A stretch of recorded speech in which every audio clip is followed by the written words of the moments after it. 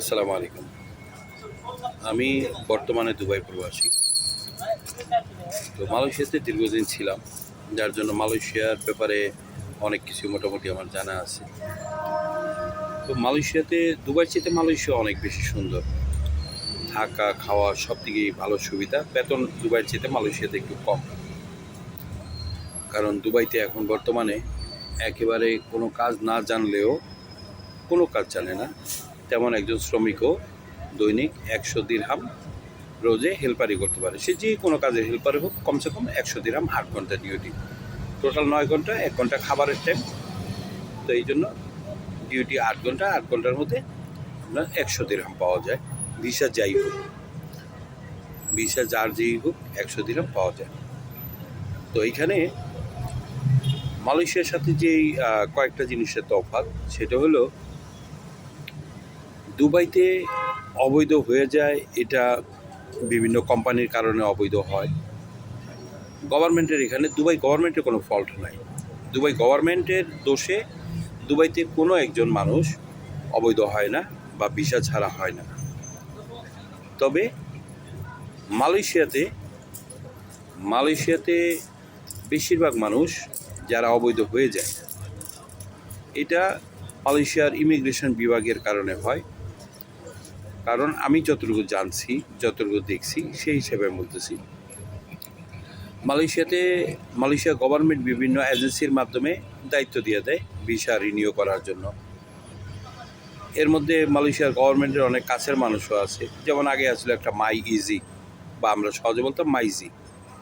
তো মাই easy company বা এরকম আরও অনেকে আছে যারা মালয়েশিয়ার আমাদের মতো শ্রমিক যারা আছি, তাদের টাকা পয়সা রাখে, পাসপোর্ট রাখে।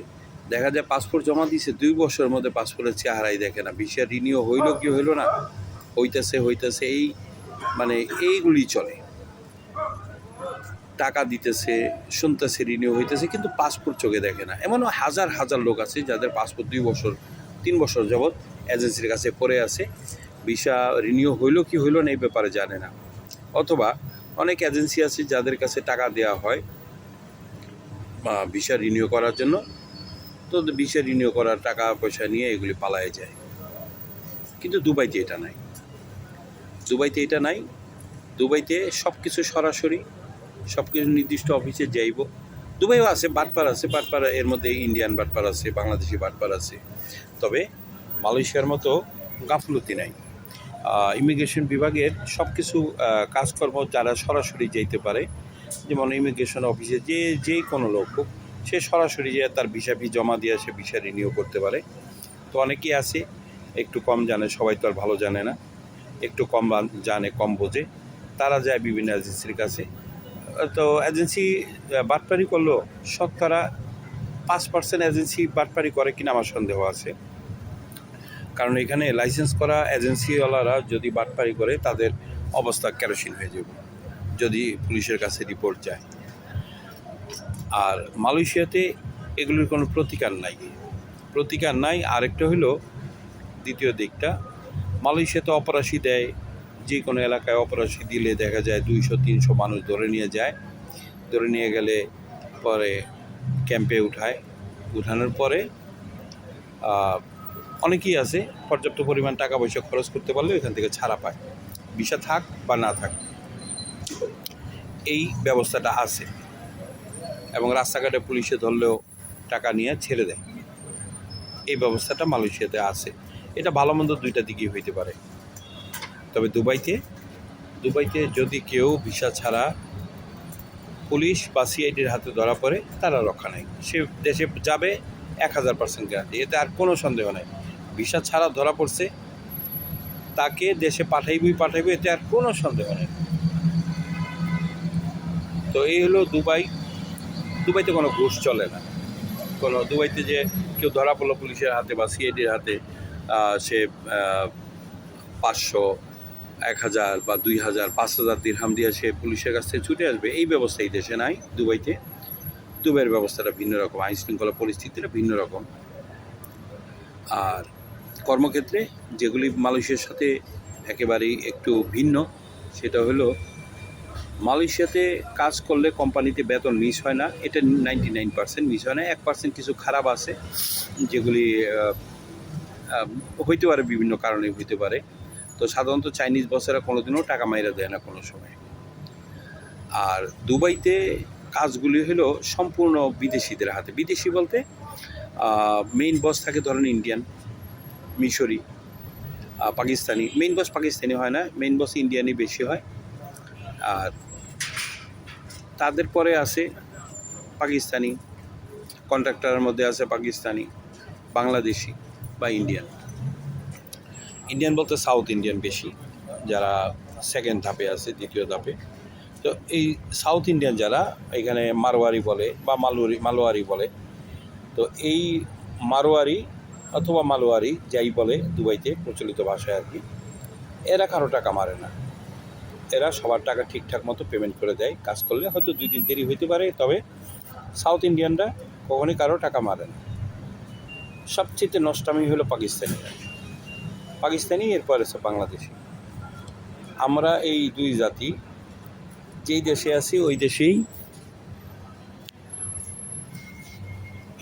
আমরা এই কাজটা করি। মালয়েশিয়া তো যত ধরনের আকাম কুকাম আছে, প্রথমে পাকিস্তানিরা, তারপরে আমরা। ভিসা জালিয়াতি, ভিসা 2 নাম্বার, টাকা মেরে দেওয়া, মানুষের ক্ষতি করা, মানুষের সকল ধরনের পেরেশানির কাজ করে দেওয়ার মতো একমাত্র দায়ী আমরা বাংলাদেশি আর পাকিস্তানিরা। দুবাইতেও ওরাই করে, আমরাই করি। পাকিস্তানিরা দেখা যায় কাজ করাইছে, কাজ করানোর পরে বেতন দেয় না ঠিক মতো। বাংলাদেশি যারা এজেন্ট আছে এখানে, এরা বেশিরভাগই ভালো। যা কিছু কয়েকজন হয়তো বাটপার থাকে, না হলে তো মানুষ থাকতে পারতো না, বা আমরাও থাকতে পারতাম না। তো অনেকেই আছে বেতন দেয় মাস শেষ হয়ে গেলে পরের মাসের 20 থেকে 25 তারিখে। যদিও এই দেশি কোম্পানি, দুবাইয়ের কোম্পানি বা মারোয়ারি বা মালোয়ারি, তারা কিন্তু বেতন দিয়ে দেয় ঠিকই 5 থেকে 10 তারিখের মধ্যে। কিন্তু বাংলাদেশি যে সাপ্লায়ার আছে এরাই 2 নাম্বারিটা করে, এবং বেতন নিয়েও 2 নাম্বারই করে। একটা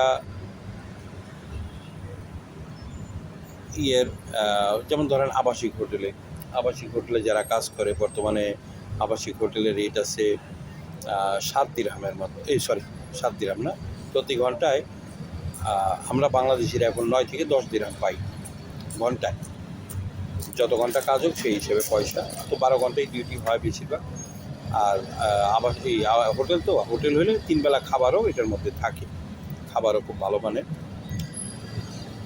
এই বেতন আমরা যেটা পাই 9 থেকে 10 দিরহাম, বা আমরা বলতে আমরা বাংলাদেশি ভাই ব্রাদাররা, এই টাকাটাই আমাদের বাংলাদেশি যারা সাপ্লায়ার আছে তারা কমসে কম 15 থেকে 20 দিরহাম নিয়ে থাকে, আমরা শুনছি যেটা।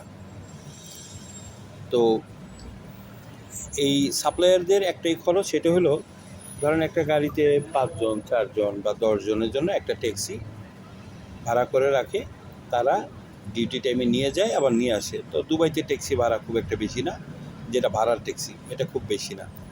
একটা হোটেল, দুবাই শহরের মধ্যে একটা হোটেলে দিয়ে আসা এবং নিয়ে আসা সব মিলে যদি খুব বেশিও ভাড়া ধরেন 100 দিরহাম, ঠিক আছে?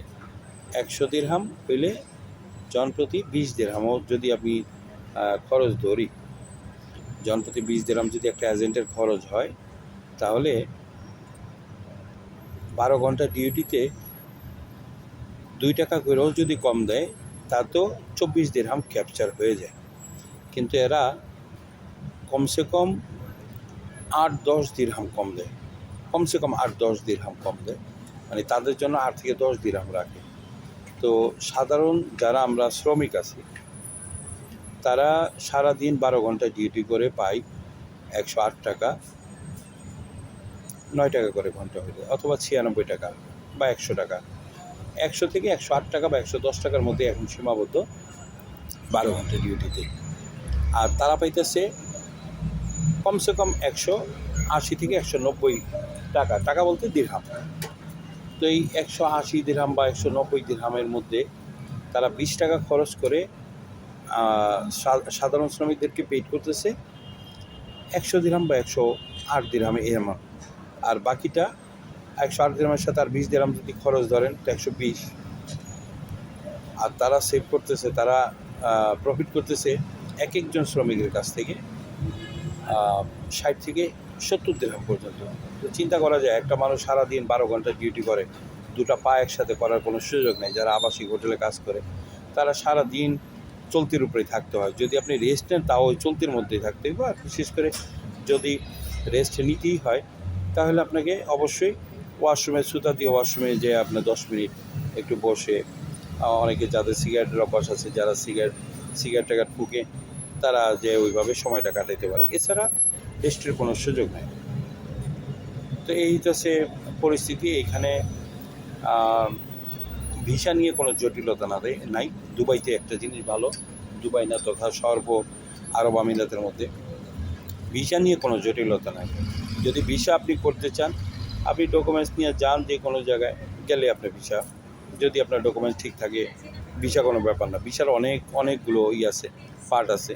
যারা ভিতরে আছে তাদের ভিসা যদি শেষ হয়ে যায়, সামান্য জরিমানা দিয়ে সে পার্টনার ভিসা করতে পারবো, সে ইনভেস্টর ভিসা করতে পারবো। যদি টাকা থাকে তাহলে আপনি এখানে বৈধ থাকতে পারবেন। আর যদি বৈধ থাকেন, দুবাইতে কাজের অভাব নাই, কোনো রিস্ক নাই, 100% সেফ কান্ট্রি। যেমন আমি অ্যাক্সিডেন্ট করছি গত শুক্রবারে অ্যাক্সিডেন্ট করার পরে, তো আমি যে দুবাই সিটিতে আছি এখান থেকে 60 কিলোমিটার, প্রায় 60 কিলোমিটার দূরে আমি অ্যাক্সিডেন্ট করছি। তো হসপিটাল থেকে আমাকে রাত 12টায় রিলিজ দিয়ে দিছে। তো রাত 12টায় রিলিজ দিয়ে দিছে, ওইখান থেকে আমি হসপিটাল থেকে বের হয়ে তারপরে আরেকটা জায়গায় যেতে হয়, যেখানে গেলে পাকিস্তানি ড্রাইভার আছে, তারা শেয়ারিং ট্যাক্সি, যেমন ধরেন 5 জায়গার 5 জন মিলে তারপরে ট্যাক্সিতে উঠা যে যার মতো ভাড়া দিয়ে আমরা চলে আসতাম। ধরে নিলাম 100 দিরহাম ভাড়া, তো যদি আমরা 4 জন উঠি তাহলে 25 দিরহাম করে শেয়ার করে আমরা চলে আসি। নয়তো সিঙ্গেল আসতে গেলে প্রায় 100 দিরহাম লাগে, আর যদি 4 জন আসি তাহলে 25 দিরহাম লাগে। তো আমি প্রথমে আসলাম দুবাই সিটি, যেটা ডেরা দুবাই ওল্ড সিটি, ওইখানে আসলাম। ওইখানে আসার পর ওইখান থেকে আবার বাসে চলে আসলাম আমার রুমের কাছে। রাস্তার মধ্যে অনেক মুস্টানরা আছে, যেমন ধরেন মালয়েশিয়াতে হয়, তামিলকে দেখলে মাথা নষ্ট, মানে মাথার একটা ভয় ভীতি কাজ করে। রাতের বেলা যদি কোনো রাস্তায় আমরা হাঁটতাম, আমি মালয়েশিয়াতে দীর্ঘদিন ছিলাম, ফ্যামিলি নিয়েছিলাম, তো রাস্তায় আমরা যখন হাঁটতাম তখন আমরা যদি বিশেষ করে তামিল, নো চাইনিজ নো মালায়ু, চাইনিজ মালায়ু দেখলে কোনো দিনও ভয়ের কোনো কারণ নাই। একমাত্র এগুলি বেশিরভাগ খারাপ, সব খারাপ না, বেশিরভাগ খারাপ। এগুলি রাতের বেলা মনে করেন ঠ্যাক দিয়ে বসে, সেগুলি বহুত আগে থেকেই। আমি 1990 থেকে মালয়েশিয়াতে ছিলাম, সর্বশেষ 2019-এ আমি মালয়েশিয়া থেকে আসছি। তো আর দুবাইতে নিরাপদ কী জিনিস ভাই, দুবাইতে আসতে হবে। যদি নিরাপদ লাইফ যদি জানতে চান তাহলে আপনাকে দুবাই আসতে হবে, বুঝবেন নিরাপত্তা কী জিনিস। রাত্রে 1টা না 2টা না, আপনি রাত্রে সারা রাত আপনি রাস্তায় বসে থাকেন। যদি আপনার সাথে কেউ, ধরেন আমি এখন একটা জায়গায় বসে আছি, এটা একটা এরিয়া, এখন বসে আছি, এখানে যদি রাত 3টাও বাজে, রাত 4টাও বাজে, বা সারা রাত আমি এখানে বসে কাটাই দিলাম, যদি কেউ আসে তাহলে জিজ্ঞেস করবো, হয়তো কারো হাতে অনেক লোক আছে আইসা ওই পানি দিয়ে যায়, ফল ফ্রুট খাবার দিয়ে যায়, কিন্তু আপনাকে কেউ জিজ্ঞেস করবে না তুই এখানে বসে আছিস কেন। আর ওই তামিলগো তো এন্নাডে পন্নাডে কর মানুষ এই দেশে নাই। এই দেশে মানুষের দিকে একটা, আমরা তো ছেলে বা আমরা পুরুষ, আমাদের কথা বাদই দেন। অত্যন্ত সুন্দরী মেয়েও রাতে 2টা 3টা 4টা পর্যন্ত রাস্তায় হাঁটে, রেস্টুরেন্টে খাওয়া দাওয়া করতেছে নিরাপদে। একেবারে জোর জঙ্গলের রাস্তা, যেমন ধরেন জোর জঙ্গল বলতে দুবাই সিটির মধ্যে একটা জায়গা আছে যেটা ইউনিয়নে সারা রাত বসে থাকেন, ওখানে একটা গার্ডেন, সারা রাত বসে থাকেন যুবতী মেয়েরা বা মহিলারা, তারা সেখানে বসে থাকে। কেউ, আমি বা আমার মতো কোনো পুরুষের সাধ্যে এই সাহস নাই তাকে যে একটা জিজ্ঞেস করা। কারণ একটা মানুষ, সে নারী হোক পুরুষ হোক, যদি একবার পুলিশকে কল দেয় যে আমাকে ডিস্টার্ব করতেছে, শেষ লাইফ, আর রক্ষা নাই। তো সবারই এই দেশে থাকতে হইব, সবারই লাইফ চিন্তা করে। তো যার জন্য এই দেশে অন্যায় করার আগে 1000বার চিন্তা করে তারপরে মানে কোনো পদক্ষেপ নেয়। তো যাই হোক, মালয়েশিয়ার ইমিগ্রেশন বিভাগে এই সম্প্রতি দেখলাম অনেকগুলি ভাইরাল হয়েছে যে অনেক লোককে অ্যারেস্ট করতেছে। করুক, তাতে সমস্যা নেই। দেখেন ইমিগ্রেশন কন্ট্যাক্ট করে কারা দেয়? ওরাই দেয়। 3,000 রিঙ্গিত 4,000 রিঙ্গিত হলে এমনও লোক গেছে 2 নাম্বার ভিসা, জাল ভিসা, বাংলাদেশ থেকে এয়ারপোর্ট থেকে কন্ট্যাক্ট করে বাংলাদেশ থেকে জাল ভিসা নিয়ে বের হয়েছে, আবার মালয়েশিয়া 3 থেকে 4,000 রিঙ্গিত কন্ট্যাক্ট করে ওখান থেকে বের হয়েছে। তো সুযোগ তো তারাই করে দেয়, মানুষ আসো, তুমি আমার দেশে আসো, যাই আমরা 2 নাম্বার ভিসা নিয়ে, তারপর এখানে কাজকর্ম করি। এরপরে বলে যে 1 বছর 1.5 বছর 2 বছর পর একটা সুযোগ দেয় যে আপনারা বৈধ হইতে পারবেন অত তারিখ থেকে। তো বৈধ হওয়ার জন্য দেখা গেল 8,000 10,000 রিঙ্গিত দিয়ে আপনি ভিসা করবেন, একটা কোম্পানিতে জমা দিলেন, ঠাস কোম্পানি টাকা পয়সা নিয়ে পরে উধাও হয়ে যায়। গভর্নমেন্টের কোনো সিরিয়াসনেস নাই। গভর্নমেন্টের যদি গভর্নমেন্ট ভালো, এই ইমিগ্রেশন বিভাগের কোনো সিরিয়াসনেস নাই। নয়তো দুবাইয়ের মতো এত ছোট্ট একটা সিটি এত পপুলার, সারা বিশ্বের মানুষ এখানে এসে বাড়িঘর করে।